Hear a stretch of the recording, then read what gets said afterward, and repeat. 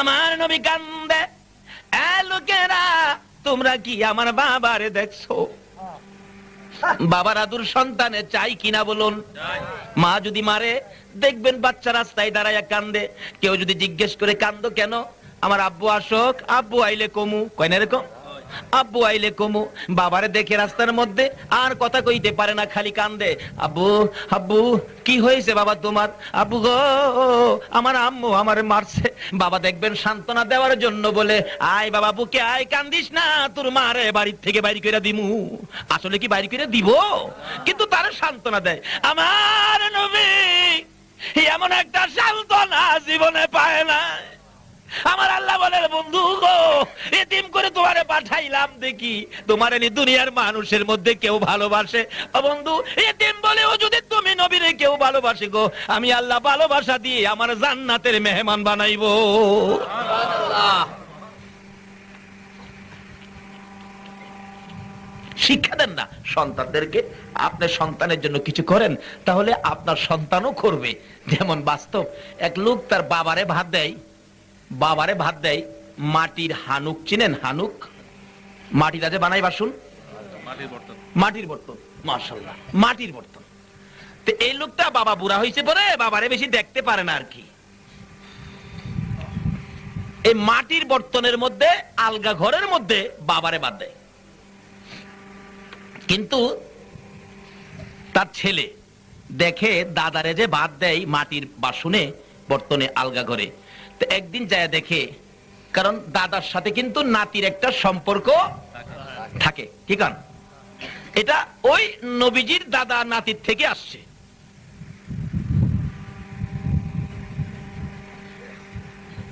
ডাকতেছে, দাদা খাইছো? কো ভাই খাইছি তো, কিন্তু আজকে যে ভাত দিছে তোর মা, আমার পেটটা ভরে নাই, আর চারটা ভাত যদি দিত। দাদা আর ভাত লাগবে তোমার? কিন্তু এক মাপে প্রত্যেক দিন দেয়, কিন্তু এই মাপেই দিছে, আজকে খেয়ে পেটে ভরে নাই আর কি। বুড়া মানুষ তো একটু দরকার ছিল, কিন্তু লজ্জায় কয় না, ভয় পায়, আবার কি না কি কইয়া বসে, এই জন্য কয় না। নাতি কয়, দাদা দাও তোমার বাসনটা আমি নিয়ে আসি। না না ভাই, আবার তুই ভাতে লেগে গেলে আবার নিয়ে আমার ভাত বন্ধই করে দেয়, কি করবো রে বাবা, থাক যাইস না, যাইস না ভাই, যাইস না।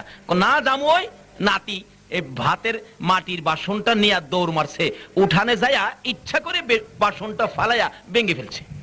বাসন ভাঙে খুব কান্নাকাটি করতেছে ছেলেটা। তার বাবা দৌড়ায় এসে টাইনা কুলে নিছে। বাবা বাবা কি ব্যাপার, কাঁদতেছো কেন, এইভাবে কাঁদতেছো কেন? আব্বা কান্দি যে এই বাসনটা, মাটির বাসনটা যে আমি ভেঙে ফেলছি, মাটির বর্তনটা, এই জন্য কাঁদতেছি। বাবা কই, একটা কথা কইলে তুমি, মাটির বর্তন আর কত, একটা ভাঙছো আমি 10টা কিনা নিয়ে আমু, কান্দো কে বাবা, আয় আমার কুলে, কান্দিস না। ছেলেটা কয়, আব্বু আমি তো 10টা বাসনের জন্য কান্দি না, আমি তো এই বাসনটার লেগে কান্দি। কেন? যেই বাসনের মধ্যে তুমি তোমার বাবারে মাইপা মাইপা বাদ দিছো, আমি এই বাসনটা দিয়া মাইপা তোমারেও বাদ দিতাম। যে যা শিখাইবেন তাই সন্তানে শিখবে। আজকে আবু তৈয়ব ভাই দোয়া শিখাইলে আজকে সন্তানেরা দোয়াই শিখবে। আল্লাহু আকবার। শুধু আবু তৈয়ব ভাই কেন, প্রত্যেকটা মুসলমান ঘরে ঘরে এই সমস্ত অনুষ্ঠান করে দোয়া শিখান দরকার আছে কিনা বলুন? আমার নবী বলেছেন, আদ-দুআউ মুখুল ইবাদা, সকল জিনিসের সারমর্ম হবে এই দোয়া। দুইটা হাত বাড়ান না আল্লাহর দরবারে। বলতেছিলাম আমার নবী এই দোয়া, এই মায়া কার কাছ থেকে পাবে? বাবা হইয়া যে আদর করতো, বাবার আদর নবী কোনদিন পায় না, বিদায় খালি কান্দে। যারে পায় তারে জিজ্ঞেস করেন, ও পথিকেরা শুনুন, আমার আব্বুরে দেখছেন? তোমার আব্বুকে চিনি না, তোমার আব্বু কোথায় জানি না। আমার নবী কারো কাছে যখন বাবার খবর পায় না, চোখের পানি ছাড়তে ছাড়তে উঁচু পাহাড়ের উপরে যাইয়া উঠছে। আল্লাহু আকবার। সবচেয়ে উঁচু পাহাড় মক্কা নগরীতে, যেই পাহাড়ে উঠলে নবীর ধারণা ছিল এই মক্কা নগরীতে যদি কোথাও আমার বাবা লুকাইয়া থাকে গো, এই পাহাড়ে উঠলে বাবার সন্ধান পাওয়া যাবে। পাহাড়ের উপরে উঠে আমার নবী, শিশু নবী, মায়ার নবী, পাহাড়ে উঠে স্বভাব, একবার আসো পাহাড়ের উপরে, কেউ নাই, একবার আসো আমি তোমারে দেখা দেই। এইভাবে সামনের দিকে তাকাইয়া তাকাইয়া শিশু নবী অনেকক্ষণ সময় কেঁদেছে।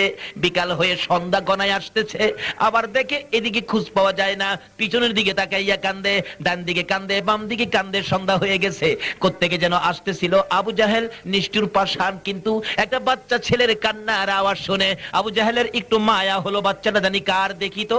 উপরে উঠেছে যাইয়া, এত উপরে বাচ্চা মানুষ কিভাবে উঠলো, যাইয়া দেখে আমার আপনার নবী ডাকতেছে, বাবা মুহাম্মদ, এইভাবে তুমি এখানে কাঁদতেছো, একটু পরে ভাগ বেরিয়ে তোমাকে খেয়ে ফেলবে, তাড়াতাড়ি আসো। নিচে নামাইয়া ঘোড়ার পিছনে বসাইয়া ডাকতেছে, ঘোড়া রে জলদি করে চল, আমেনার সন্তান আমেনার কাছে পৌঁছে দেয়, জংলার বাঘে খেয়ে ফেলতো আমি যদি না আসতাম। ঘোড়া জলদি করে চল। ঘোড়াকে চাবুক মারে, ঘোড়া উঠে না, আরো মারে, ঘোড়া উঠে না। কিতাব বলেন এমন জুড়ে আবু জাহেল মারতেছিল গো, ঘোড়ার চামড়া ফাইটা রক্ত বাহির হইতে শুরু করলো। অবশেষে ঘোড়া আকাশের দিকে মাথাটা বের করে করে ডাকে, প্রভু প্রভু গো, জবান খুলে দাও। আমার আল্লাহ বলেন, ঘোড়া রে, আমার বন্ধুর ভালোবাসায় জবান খুলতে চেয়েছো, আমার বন্ধুর পক্ষে বুঝি কথা বলবি? যা যা রে ঘোড়া, আমার বন্ধুর পক্ষে কথা বলার উসিলায় আমি আল্লাহ ঘোড়ার জবান খুইলা দিলাম। যে নবীর পক্ষে গেলে, যে নবীর ভালোবাসায় জংলার ঘোড়া পশু হইয়া যদি কথা বলতে চাই, আমার আল্লাহ কথা বলার সুযোগ দেয়। বলুন, এই নবীর ভালোবাসায় যদি আমরা আগে বাড়ি,